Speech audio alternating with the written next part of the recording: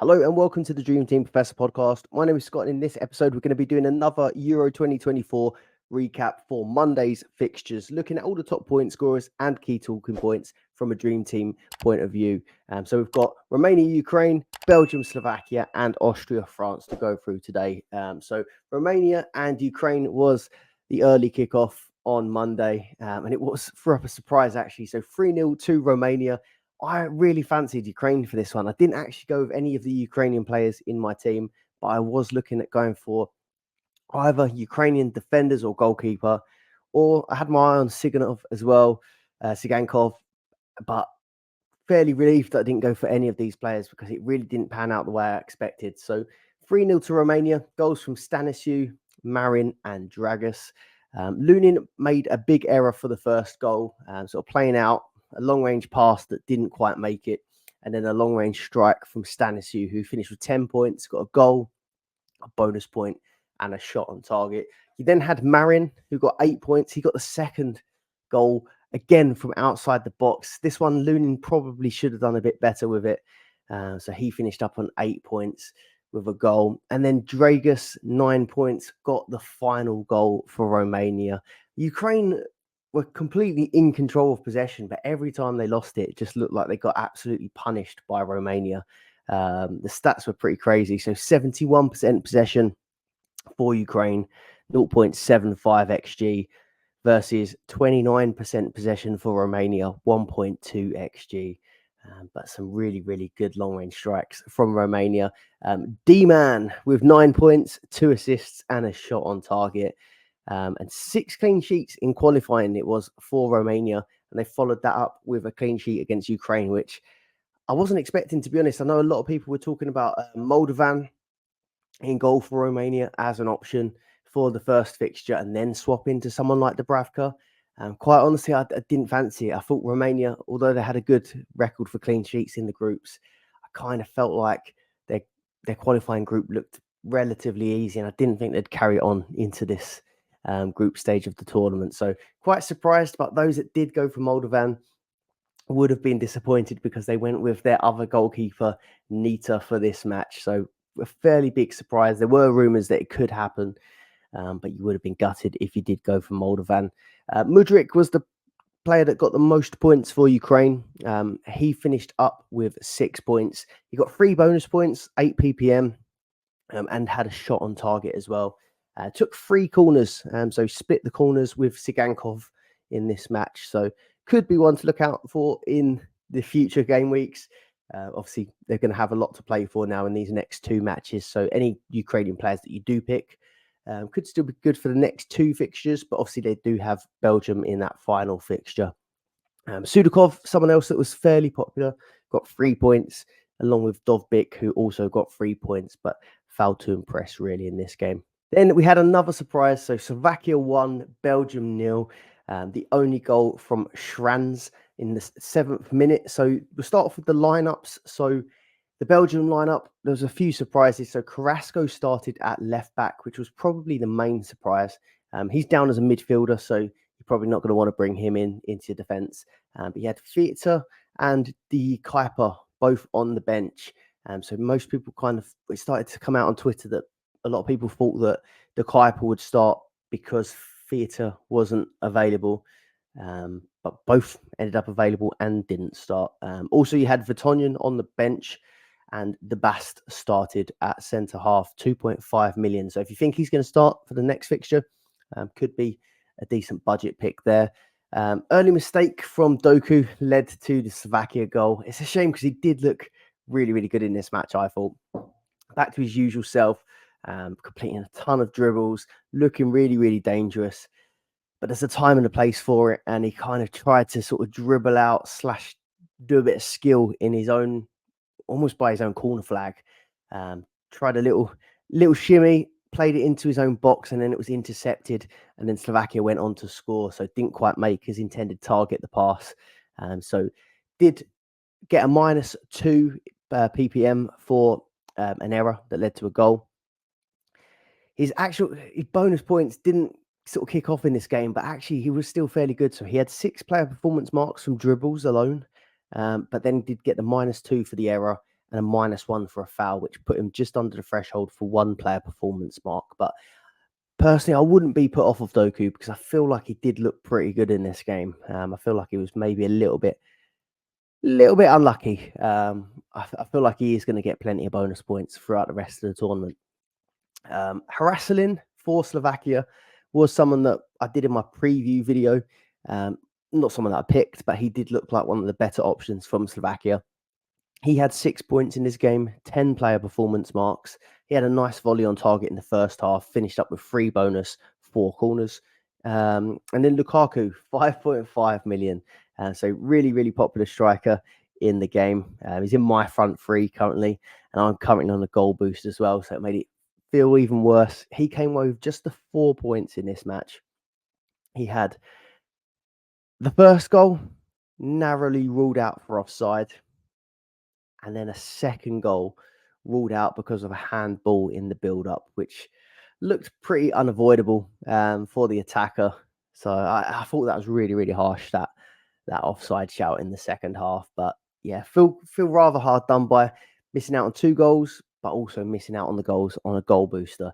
I'll come on to my team at the end of this episode. But I still think with Lukaku, I still feel like it looked promising. It wasn't like Belgium were really bad in this game. He had 2 shots on target plus 2 disallowed goals. So on another day, Lukaku really could have got a hole in this game. So I think you've got to look at it that way.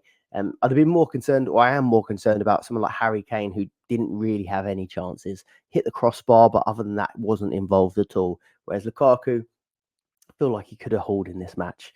Trossard, another player that's been fairly popular. I know a few people went for Trossard over Doku, partly because of the price and also for goal threat when playing goal boost, goal bonus.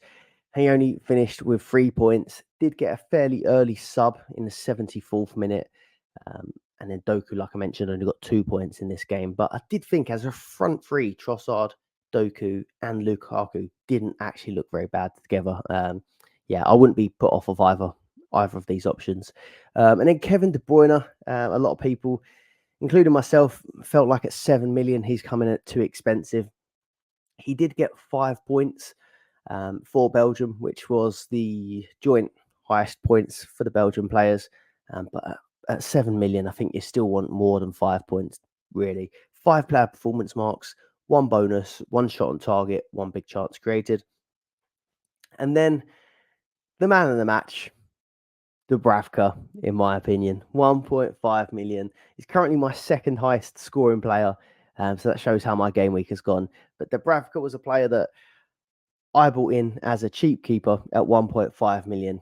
I thought I'm willing to take the battering in this first fixture against Belgium and then hope he does better in the following game weeks. He came away with 9 points, a clean sheet, and 5 saves in this game. So, hero of the game week, Martin Dubravka. The assist for the Slovakia goal also came from Kuka. He finished up on 7 points with 1 bonus point. Then on to Austria 0, France 1. I had to go back and watch the highlights of this one because we were podcasting on the Dream Team Tonic podcast. So I will leave a link to that episode after this episode finishes. We had Baumgartner and Sabitzer both on 3 points. They linked up fairly well for a big chance in the first half for Austria. 2 players that I was kind of keeping an eye on for this fixture or for the future game weeks.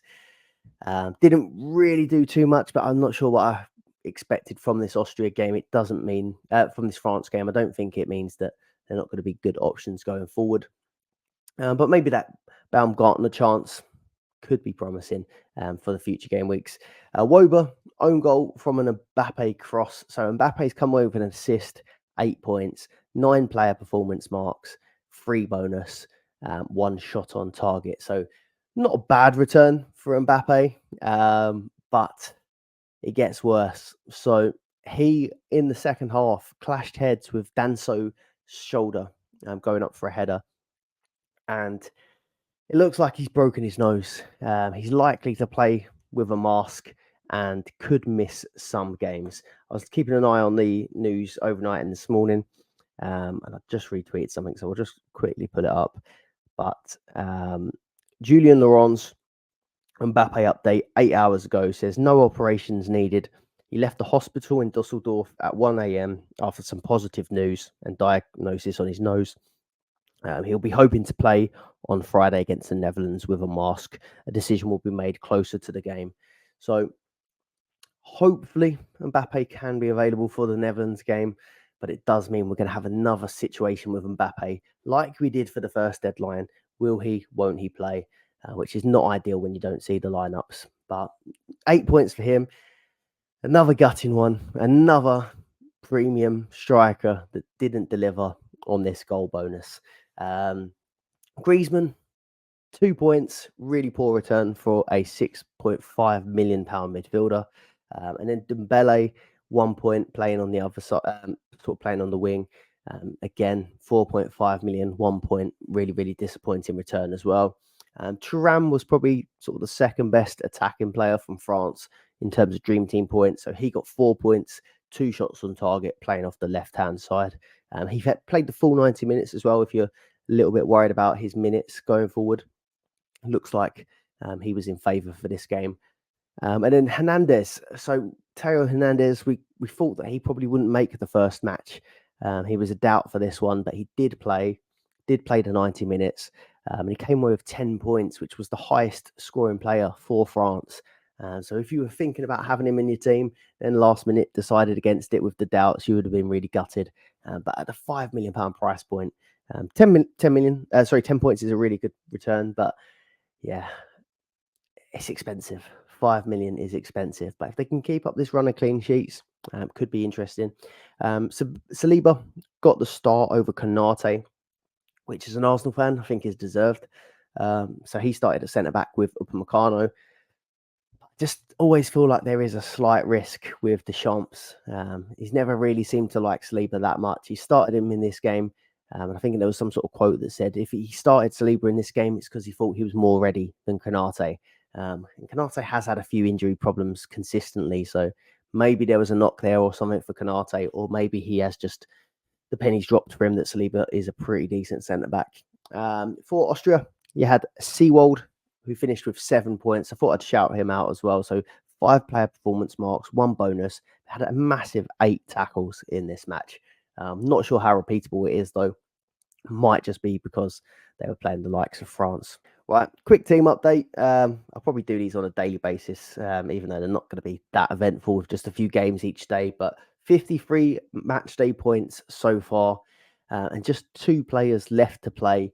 As you can see, goal bonus booster is in play, and I have absolutely no goals in the team. So I'm currently looking at a booster that's returned no points currently. The most powerful booster potentially on the game has returned me no points. So Dubravka in goal, my second highest point scorer of the week with a clean sheet.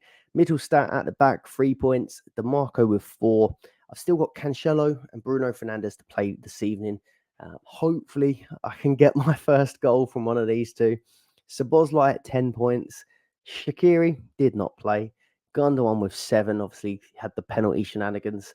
Harry Kane was my captain. Did not deliver. Got 8 points, a blank.